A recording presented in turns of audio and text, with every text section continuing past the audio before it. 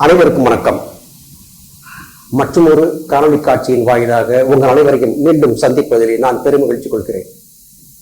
அவ்வப்போது சகோதர சகோதரிகள் நம்மிடத்திலே கேட்கக்கூடிய கேள்விகளுக்கான பதிலை எனக்கு தெரிந்த வரையிலும் என்னுடைய சின்னஞ்சிறிய அறிவிற்கு எட்டிய வரையிலும் உங்களோடு பகிர்ந்து வருகிறேன். கேள்விகளுக்கு விடை சொல்கிறேன் என்ற காரணத்தால் நான் ஏதோ பெரிய மேதாவி என்றோ ஞானி என்றோ கருதிவிட வேண்டாம். ஏதோ எனக்கு தெரிந்த கருத்துக்களை உங்களோடு பகிர்ந்து கொள்கிறேனே அல்லாது வேறல்ல. சில நாட்களுக்கு முன்பு என்னை சித்த வித்தியார்த்தி சகோதரர் ஒருவர் சந்தித்தார். தனக்கு ஏற்பட்ட நெருக்கடிகளை பற்றி சொன்னார். அவருடைய விவசாய நிலத்தை அருகிலே இருக்கக்கூடிய ஒரு செல்வந்தர் ஆக்கிரமித்துக் கொண்டார். நில அளவை செய்து பார்த்த போது அவருடைய நிலத்தை அவர் ஆக்கிரமித்திருப்பது உறுதியானது.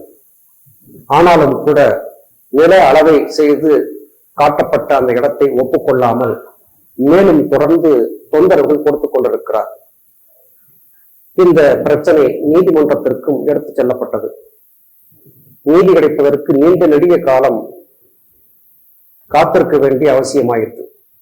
இதற்குள்ளாக சிலர் அவரை அணுகி, அவர்கள் பெரிய இடம், அவர்களோடு பகைத்துக் கொள்ளாதே, கொடுக்கிற பணத்தை வாங்கி கொண்டு உன்னுடைய நிலத்தை அவர்களுக்கு கொடுத்து விடு என்றெல்லாம் சொல்ல ஆரம்பித்தார்கள். கடைசியில் நிலம் அவர் கையை விட்டு போயே விட்டது, நெருக்கடிகளுக்கு ஆளாகி தான் கொடுக்க வேண்டியதாகிவிட்டது என்று தன்னுடைய வருத்தத்தை பகிர்ந்து கொண்டார். மற்றும் ஒரு சகோதரர், நாம் ஏற்கனவே சொல்லி இருக்கிறோம், மதுரையிலே ஒரு மளிகை கடை நடத்தி கொண்டிருக்கிறார். தினசரி கடையிலே திருடு போய் கொண்டே இருக்கிறது. இது பற்றி நாம் ஏற்கனவே ஒரு பதிவிலே சொல்லி இருக்கிறோம்.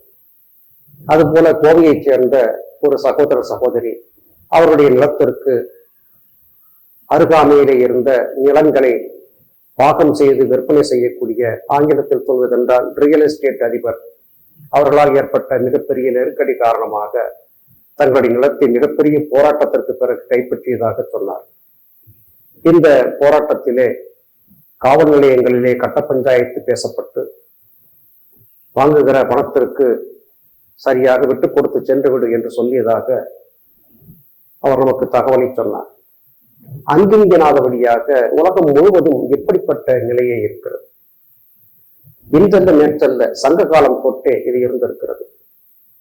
மூவரியிலே அவை பெருமாட்டி சொல்லுகிறார், நீரளவை ஆகுமாம் நீராம்பல், தான் கற்ற நூலளவை ஆகுமாம் நுண்ணறிவு, மேலை தவத்தளவை ஆகுமாம் தான் பெற்ற செல்வம், குலத்தளவை ஆகுமாம் குணம் என்று. இயல்பாக இங்கே குலம் என்று சொல்லியது ஒரு குறிப்பிட்ட சாதியை குறிப்பிடுவது அல்ல. அன்னை தந்தை தாத்தா பாட்டி எப்படிப்பட்ட எண்ண கோட்பாடுகளை கொண்டு வாழ்ந்திருந்தார்களோ அந்த எண்ணங்களை கொண்டு அந்த குலத்திலே உதிக்கக்கூடிய குழந்தைகள் மாறுவார்கள் என்பது இதன் பொருளாகிறது. பெரும்பாலும் இப்படித்தான் நிகழ்ந்து கொண்டிருக்கிறது. தமிழகத்திலே 3 மிகப்பெரிய மன்னர்கள் ஆளுமை நடத்தினார்கள், சேரர், சோழர், பாண்டியர் என்று. ஒவ்வொரு காலகட்டத்திலும் ஒவ்வொரு மன்னனின் கை ஓங்கி இருந்தது, மற்றவர்கள் தாழ்ந்திருந்தார்கள். இது காரணமாக மூவேந்தர்களுக்குள்ளாக சண்டை சச்சரவுகள் ஏற்பட்டன. இதன்றியும் சிறு சிறு நிலக்கிழார்கள் அல்லது குறுநில மன்னர்கள் எப்படிப்பட்டவர்களுக்குள்ளும் சண்டை சச்சரவுகள் ஏற்பட்டன. இவை எல்லாமே தன்னுடைய ஆளுமையை, ஆதிக்கத்தை நிலைநிறுத்த வேண்டும் என்கிற தனி மனிதனுடைய எண்ணத்தின் வெளிப்பாடுகளாகும். உலகம் முழுவதிலும் இது போன்ற எண்ணமே இருக்கிறது. இது ஒரு குறிப்பிட்ட இனத்தையோ தேசத்தையோ சார்ந்ததல்ல, இது மனிதர்களை சார்ந்தது. பொதுவாக மனிதர்களுக்கு எங்கு இருக்கக்கூடிய மனிதர்களாக இருந்தாலும் இப்படிப்பட்ட எண்ணம் இருக்கிறது. இதுவே போர் முதலியவை நடப்பதற்கும் வலுத்தவன் கிடைத்தவன் மீது ஆதிக்கம் செலுத்துவதற்கும் காரணமாகிறது. வள்ளுவர் போன்ற மிகப்பெரிய ஞானிகள் பல நல்ல கருத்துக்களை சொல்லி சென்றாலும் கூட அவற்றை உள்வாங்கி நடப்பதற்கு யாரும் தயாராக இல்லை. கற்க கசடர கற்பவை கற்றபின் நிற்க அதற்கு தக என்பது வள்ளுவர் வாக்கு. கற்பவை கசடர கற்க, அதற்கு பிறகு நிற்க அதற்கு தக. நீ கற்கக்கூடிய கல்வியை முழுமையாக கற்றுக்கொள், அதிலே சொல்லி இருக்கக்கூடிய உண்மை கருத்துக்களை உள்வாங்கிக் கொள், அதன் பிறகு அப்படியே வாழ பழகு என்று வள்ளுவ பெருந்தகை சொன்னார். இதை கற்றுக்கொண்டவர்களும் கடைபிடிப்பதில்லை, கற்றுக் கொடுத்தவர்களும் கடைபிடிப்பதில்லை. வலியார் முன் தன்னை நினைக்க தான் தம்மின் மெளியார் மேல் செல்லும் இடத்து என்பதும் வள்ளுவர் வாக்கு. சாமானியன் மீது உன்னுடைய ஆதிக்கத்தை செலுத்துகிறாய் என்றால் உன்னிலும் வலிமையான ஒருவனிடத்திலே நீ எப்போது ஒண்டி இருப்பாய், எப்போது அடங்கி இருப்பாய் என்பதை சிந்தித்துப்பார். உன்னை விட வலுத்தவன் வரும்போது நீ தோய்ந்து போவாய் என்பதை பற்றி வள்ளுவர் சொன்னார். இதையும் யாரும் ஏற்பதற்கில்லை. பிறர்க்கின்னா முற்பகல் செய்யின் தமக்கின்னா பிற்பகல் தாமே வரும் என்றும் வள்ளுவர் சொன்னார். படித்தார்கள், கேட்டார்களா? இல்லை. ஆதிக்க வெறி கொண்டவர்கள் தொடர்ந்து இது போன்ற அடாத காரியங்களை செய்து கொண்டேதான் இருக்கிறார்கள். இது எவருக்கும் விட்டு வைக்கவில்லை. ஒரு குறிப்பிட்ட இடத்திலே வாழக்கூடிய ஒரு குறிப்பிட்ட இனத்தைச் சேர்ந்த கூட்டத்தார் இருக்கிறார்கள் என்று வைத்துக் கொள்வோம். அந்த கூட்டத்தார் மிகப்பெரிய அளவிலே இருந்து அந்த பகுதியிலே மிகவும் சாமானியனாக, ஆதரவுக்கு யாரும் இல்லாதவனாக வேறு ஒரு இனத்தை சார்ந்தவன் வந்துவிட்டான் என்று வைத்துக் கொள்வோம். இங்கே உயர்ந்த இனம் தாழ்ந்த இனம் என்று எதையும் நான் சொல்லவில்லை. பொதுவாக மொத்தத்திலே மனித இனத்தையே சொல்லுகிறேன். மிகப்பெரிய எண்ணிக்கையிலே ஆதிக்கத்தை கொண்டிருக்கக்கூடிய இனத்தவர்கள் மற்றவர்கள் மீது தங்களுடைய ஆதிக்கத்தை செலுத்திக் கொண்டேதான் இருக்கிறார்கள். அப்படிப்பட்டவர்கள் அவர்களுக்கு பணிந்துதான் செல்ல வேண்டிய கட்டாயம் ஏற்படுகிறது. எதிர்த்து நின்றால் தோற்று போவார்கள் அல்லது அழிக்கப்படுவார்கள். இதுதான் உலகிலே இருக்கக்கூடிய நடைமுறை. இதற்கு என்ன வழி? ஒதுக்கித்தான் போக வேண்டும்.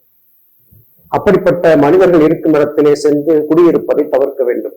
அங்கிருந்து அகன்று விட வேண்டும். பொதுவாக நகரப்பகுதிகளிலே இருப்பதை காட்டிலும் கிராம பகுதிகளிலே இது போன்றவை அதிகமாக நடக்கின்றன. தனிப்பட்ட முறையிலே என்னுடைய வாழ்க்கையிலேயே எனக்கு மிகப்பெரிய கசப்பான அனுபவங்கள் ஏற்பட்டிருக்கின்றன. நான் வாழ்ந்து கொண்டிருக்கக்கூடிய இந்த ஊரிலே என்னுடைய இளம் பிராயத்திலே என்னுடைய தந்தையார் ஒரு 5 சென்ட் நிலத்தை வாங்கி அங்கே ஒரு ஓட்டு வீட்டை அமைத்து எங்களை குடிவைத்திருந்தார்.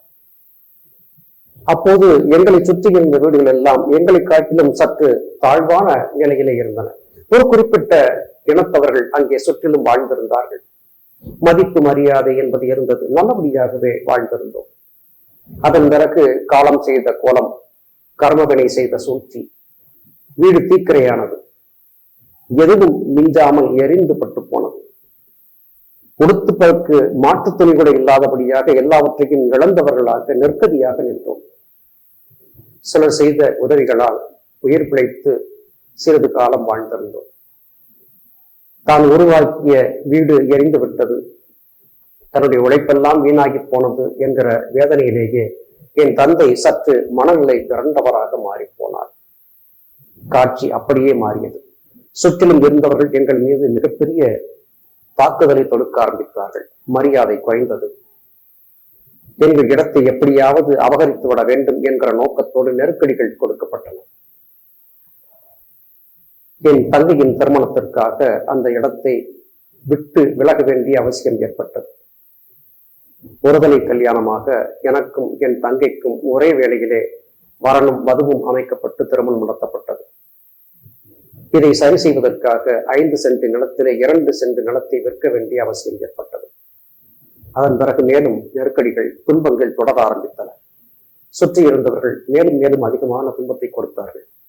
அதன் பிறகு எனது 2வது தங்கைக்கு திருமணம் செய்வதற்காக மீதமிருந்த 3 சென்ட் நிலத்தையும் விற்க வேண்டிய நிர்பந்தம் ஏற்பட்டது. நல்ல விலைக்கு வாங்கிக் கொள்வதற்கு வெளியிலே இருந்து வந்தவர்கள் தயாராக இருந்தாலும் கூட சுற்றி இருந்த குறிப்பிட்ட ஒரு இனத்தை சார்ந்தவர்கள் அந்த நிலத்தை வாங்க விடாமல் தடுத்தார்கள். இது எங்கள் பகுதி, நீ இங்கே வந்து இடம் வாங்கக்கூடாது என்று தடுத்து விட்டார்கள். அதன் பிறகு அடிமாட்டு விலை என்று சொல்லுவார்களே, அது போல மிகவும் மிகவும் மட்டமான ஒரு விலைக்கு எங்களுடைய நிலம் வாங்கப்பட்டது. எல்லாவற்றையும் இழந்து நெருக்கடியாகி நடுத்தருவிலே நிற்க வேண்டிய சூழல் ஏற்பட்டது. எப்படியோ அப்படி இப்படியுமாக தட்டு தடுமாறி கையிலே இருந்த சொற்ப பணத்தை கொண்டு நண்பர் ஒருவர் உதவியோடு ஒரு 3 சென்ட் நிலம், இப்போது நான் குடியிருந்து கொண்டிருக்கக்கூடிய இடத்தை வாங்கி அங்கே வீடு கட்டுவதற்காக எத்தனித்த போது மற்றும் ஒரு இனக்கூட்டம் அங்கே தொல்லையை தொடங்கியது. இந்த இடம் கோவிலுக்கு சொந்தமானது, நீ இங்கே குடியிருக்க கூடாது என்று மிகப்பெரிய நெருக்கடிகளை கொடுத்தார்கள். வீட்டிற்கு அனுமதி, வீட்டு வரி ரசீது ஆகியவை கொடுக்காமல் தாமதித்தார்கள். இதிலே வேடிக்கை என்ன என்றால், எங்களுக்கு நிலத்தை விற்றவரும் நிலத்தின் மீதான பிரச்சனையை கிளப்பி வரும் ஒரே இனத்தை சார்ந்தவர்கள். இந்த பிரச்சனை அந்த இனத்திலேயே பெரிய தலையாக இருந்த ஒருவரிடம் கொண்டு செல்லப்பட்டது. முறையாக அவற்றை ஆராய்ந்து பார்த்த அவர், இது பட்டா நிலம்தான், தவறு ஏதும் நடக்கவில்லை என்று சொல்லியும் அவர்கள் ஏற்க மறுத்தார்கள். எங்களை அங்கே இருந்து கிளப்பி வீட்டை இடித்துவிட வேண்டும் என்பதிலேயே குறியாக இருந்தார்கள். மிகப்பெரிய துன்பங்கள். என் வீட்டை சுற்றிலும் புதர்கள், காடுகள் இருந்தன. சர்ப்பங்கள், 2 பெரிய சர்ப்பங்கள் ஒன்றோடு ஒன்று இணைந்து பின்னி பிணைந்து கிட்டத்தட்ட 5 அடி உயரத்திற்கு எழும்பி நடனமாடிக்கொண்டிருக்கும். அது போன்ற காட்டுப்பகுதி. தேள், நண்டு வாய்க்காலி போன்ற மிகப்பெரிய விஷஜந்துக்களுடைய தொல்லை ஒரு பக்கம். சின்னஞ்சிறு குழந்தைகளை வைத்துக் கொண்டு மின்சார வசதியும் இல்லாமல் மிகப்பெரிய துன்பத்திலே அங்கே வாழ்ந்திருந்தோம். ஒரு குறிப்பிட்ட இனத்தவர்கள் இப்படி தொல்லை கொடுத்தார்கள். எங்களுடைய பிரச்சனையை தீர்ப்பதற்கு யாரும் முன்வரவில்லை. முறைப்படியாக எங்களுக்கு எல்லாம் சரியாக இருக்கிறது என்று சொன்னாலும் கூட அங்கீகாரமும் அனுமதியும் கிடைக்கவில்லை. மத்தியஸ்தம் செய்தவர், நீ குடியேறி இரு, என்ன செய்கிறார்கள் பார்ப்போம் என்று சொல்லியதன் பேரிலே நாங்கள் அங்கே தொடர்ந்து குடியிருக்க முடிந்தது. ஆனாலும் கூட தினசரியும் யாராவது வந்து, நீங்கள் இங்கே இருக்காதீர்கள், உங்கள் வீட்டை இடித்து விடுவார்கள், பணத்தை வாங்கி கொண்டு திரும்பி சென்று விடுங்கள் என்று தினசரியும் நச்சரிப்பதும் தொல்லை கொடுப்பதும் நடந்து கொண்டே இருந்தது. மிகப்பெரிய மன உளைச்சல். இந்த நிலையிலே என்னுடைய தாயார் இறைவனடி சேர்ந்தார். தன் பிள்ளை படக்கூடிய வருத்தத்தை பார்த்து சகிக்காத என் தாயார் உடல்நலம் பாதிக்கப்பட்டு இறைவனடி சேர்ந்தார். அதன் பிறகு முறைப்படியாக மாவட்ட நில அளவையாளர் என்கிற அளவிலே ஆட்கள் வந்து நிலத்தை அளந்து, இது சரியான பட்டா நிலம்தான், இதிலே தவறு இல்லை என்று சொன்னதற்கு பிறகு எனக்கு வரி ரசீது கொடுக்கப்பட்டது. வீட்டிற்கான அங்கீகாரம் கொடுக்கப்பட்டது. கூரை வீடுதான், மண் சுவர் வைத்த கூரை வீடுதான். அதன் பிறகு மின்சாரத்தை பெற்று குடியிருக்க ஆரம்பித்தோம். காலம் ஓடியது. சில காலத்திற்கு முன்பு எனக்கு வரி ரசீது கொடுக்க மறுத்த அந்த கிராம தலைவர் என்னை நேரில் சந்தித்து கண்ணீர் விட்டு அழுதார். ஐயா, உங்களுக்கு செய்த துரோகத்தின் காரணமாக நாங்கள் மிகுந்த துன்பங்களை சந்தித்து விட்டோம். தவறு என்று தெரிந்தாலும் கூட உறவினர்களின் நிர்பந்தத்திற்காக உங்களுக்கு நாங்கள் நெருக்கடி கொடுத்து விட்டோம், மன்னித்து விடுங்கள் என்று சொன்னார். தன் மகள், நன்றாக இருந்த மகள், 2 கால்களும் ஊனமாகி போய் நடக்க முடியாமல் ஆகிவிட்டாள். குடும்பத்திலே தாங்க உண்ணாத துன்பங்கள், மிகப்பெரிய கஷ்டங்களை எல்லாம் அனுபவித்து விட்டோம்.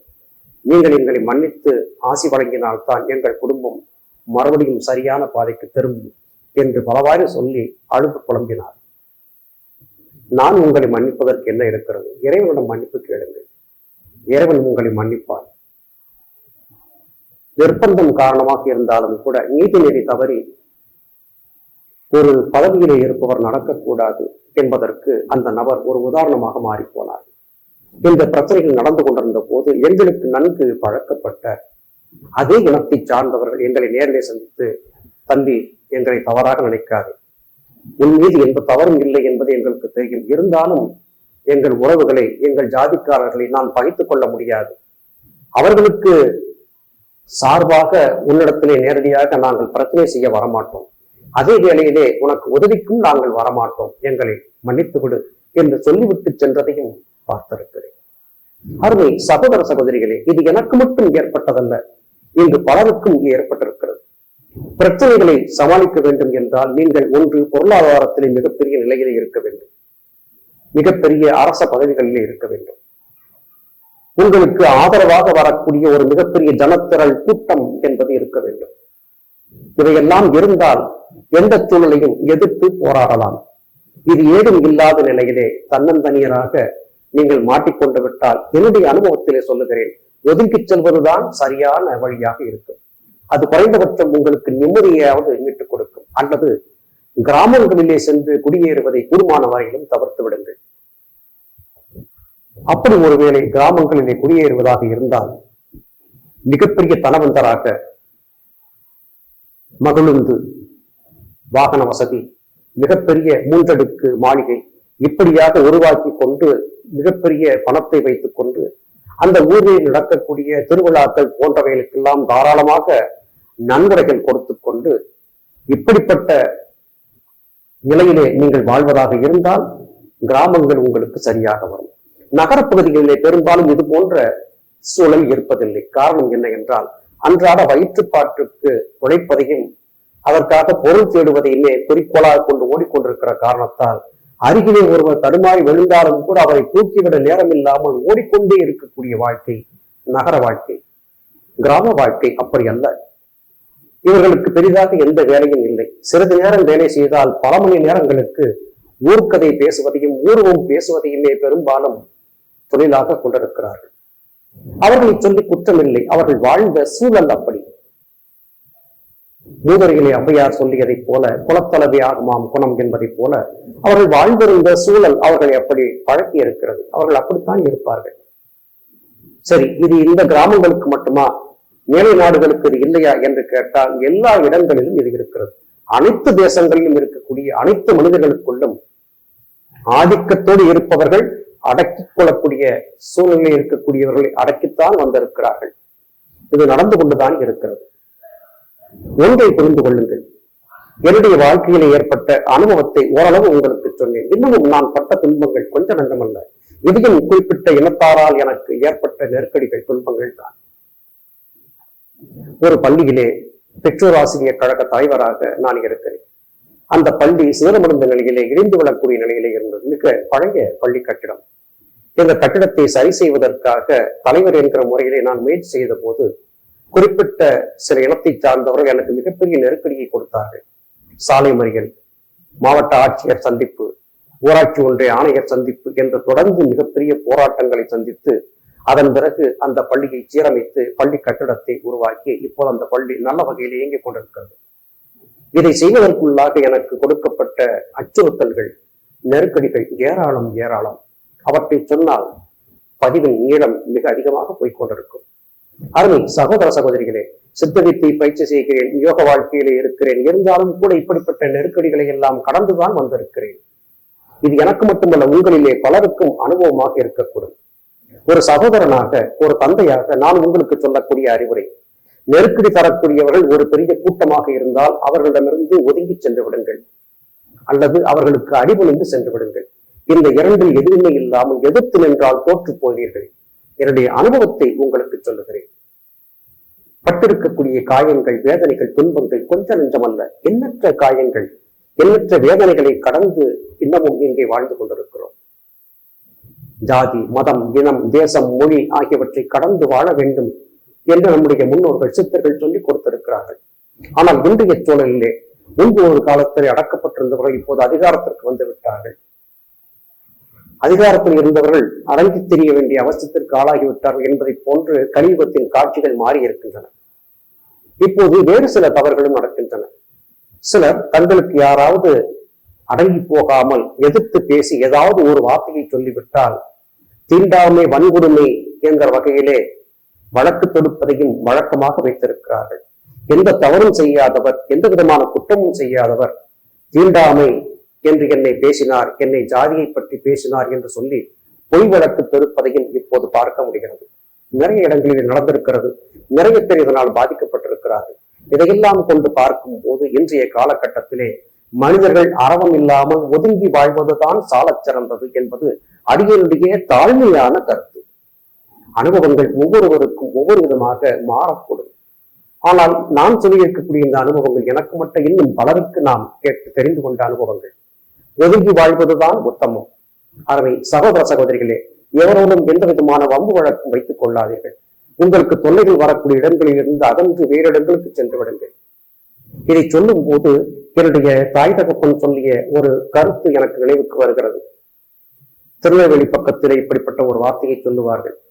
புலியூருக்கு பயந்து எளியூருக்கு போனேன், எளியூரும் புலியூராய் போனது என்று சொல்லுவார்கள். எங்கு சென்றாலும் இப்படிப்பட்ட மனிதர்கள், மனித கூட்டம், மனிதர்கள் போன்ற உருவத்தில் இருக்கக்கூடிய மிருக கூட்டம் இருக்கத்தான் செய்கிறது. நாம் தான் ஒதுங்கி பிழைக்க வேண்டும். நேற்று என்னை சந்தித்து பேசியிருந்த அந்த சகோதரருடைய வேதனையான விளக்கத்திற்கு இது போன்ற விளக்கங்களை சொல்லி வேறு வழி இல்லை, இந்த உலகிலே ஒதுங்கித்தான் வாழ வேண்டும் என்பதை சொல்லி சமாதானப்படுத்தி அனுப்பி வைத்தேன். அந்த கருத்துக்களை உங்களோடு பகிர்ந்து கொள்ள வேண்டும் என்று ஏனோ என்னுடைய மனத்திலே தோன்றியது. உங்களோடு என்னுடைய இந்த கருத்துக்களை பகிர்ந்து கொண்டேன். உங்களுக்கு ஏற்புடையதாக இருந்தால் இந்த கருத்துக்களை ஏற்றுக்கொள்ளும், இல்லாவிட்டால் விட்டுவிடுங்கள். மீண்டும் மற்றும் ஒரு பதிவினை உங்களை சந்திக்கிறேன். அதுவரையிலும் நன்றி, வணக்கம்.